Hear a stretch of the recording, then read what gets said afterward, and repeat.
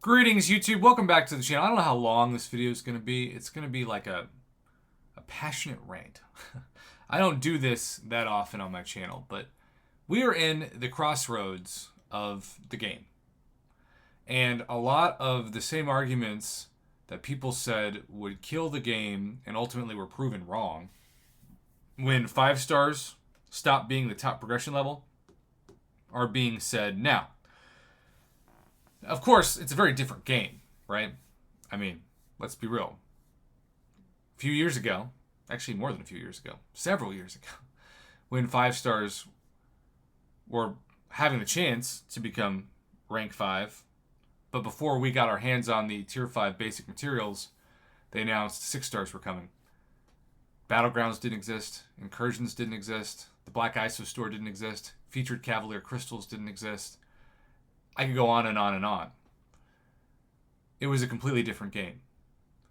And yet, they went from that point to now, and I can guarantee you, in so many ways, they make more money than they did 4 or 5 years ago because of the gambling aspect of the Marvel Casino of Champions, because featured Cav Crystals, just look at this weekend, right, are still the bread and butter.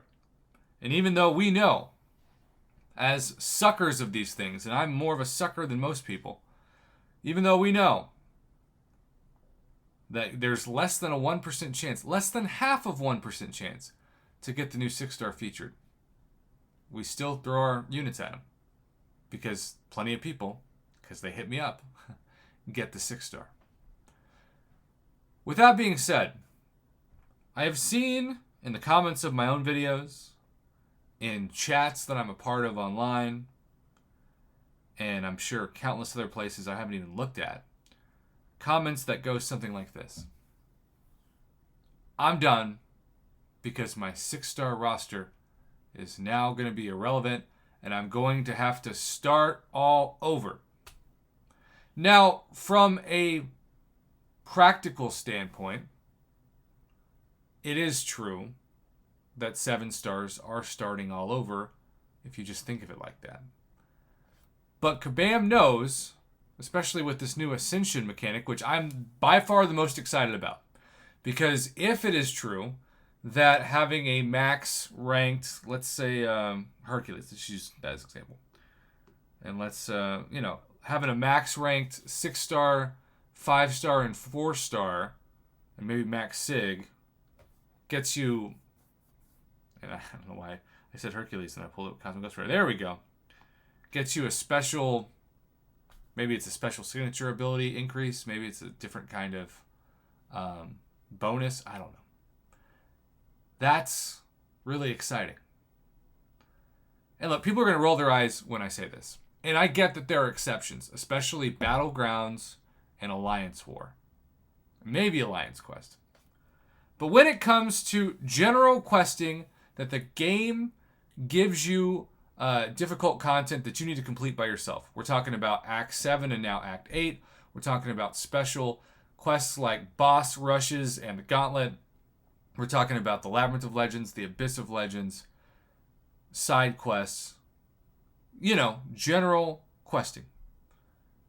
I have seen time and time again from the best players in the game that 5 stars can do it not easily, but fairly routinely. And we knew that was going to be the case because people used 5 stars to complete the Abyss and to explore the Abyss, and they did other parts of content where the defenders had like over 1 million health.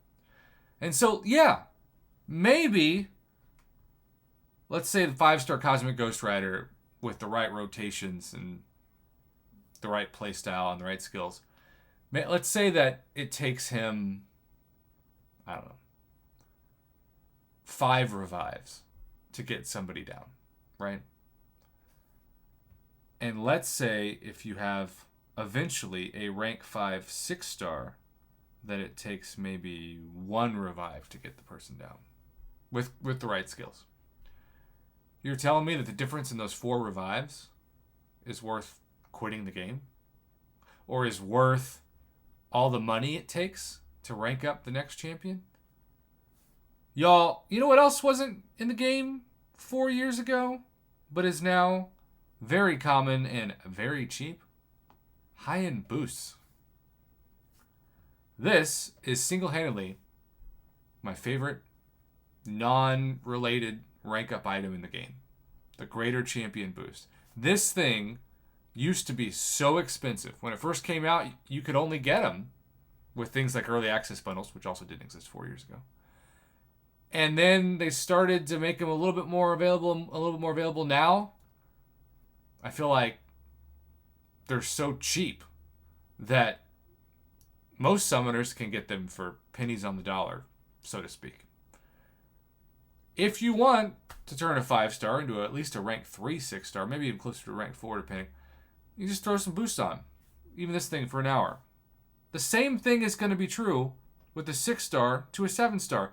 Only, Kabam has been so reluctant to take what was arguably the highest utility 5-star and make her into a 6-star. They have set the expectation that if they are breaking the game, and shout out to KT1, because when he interviewed the Kabam employee, they said that the two champions that they think are unfairly breaking the game, but thankfully the champions came out before the tune-up process, and maybe the tune-up process was partially created by these two champions, were Kitty Pryde and Hercules.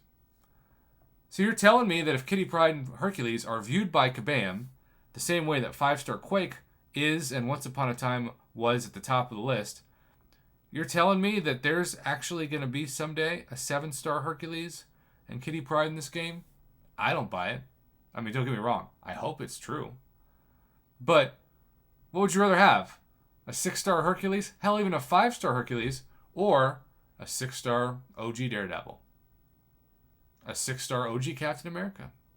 6-star Loki? Those are going to be the kind of champs that are in the 7-star Crystal. And maybe they'll bring back the two top OG champions in the 6-star basic original Crystal, Angela and Doc Ock.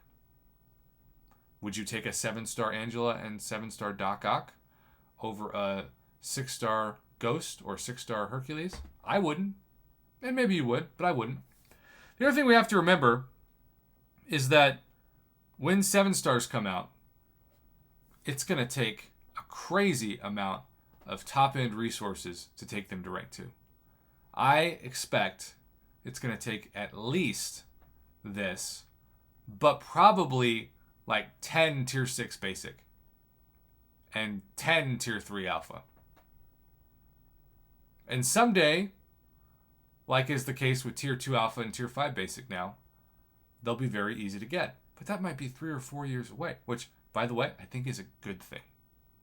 I think Kabam has slowly, maybe, learned their lesson when it comes to putting out rank up resources so fast. But all signs were pointing to this. Between the Catalyst store, between how July 4th weekend sales suddenly gave, especially Paragon players, a huge surplus of tier 5 class Catalyst when those things were so expensive and so rare for the first year that they were out. The writing was on the wall, and I said so in a few of my videos in the past 6 months. I said major changes have to be coming because Kabam just destroyed the economy of the game for 6-stars. They made it too cheap. And I know the theory was, well, they'll start with relics, which I'm still not sold on at all, and then go to 7-stars. But they said, no, let's just talk about everything, and then include Ascension, which is sort of like the Venn diagram for players who are fed up. But let's be honest. The other thing is, because this is a Marvel Casino of Champions, if I looked at you in the eye, in my webcam, and said, how comfortable would you be looking at how much you've spent on this game? Just the total. I would guess a good number of people, ignorance is bliss, right? I know it's X amount of money. Look, before I started my YouTube channel, I spent less than $500 in the game, which was still, at that point, it felt crazy to me. Since my YouTube channel, in the last 5 years, I've gone from $500 to probably, at this point, at least $20,000. I've increased my spending by $19,500.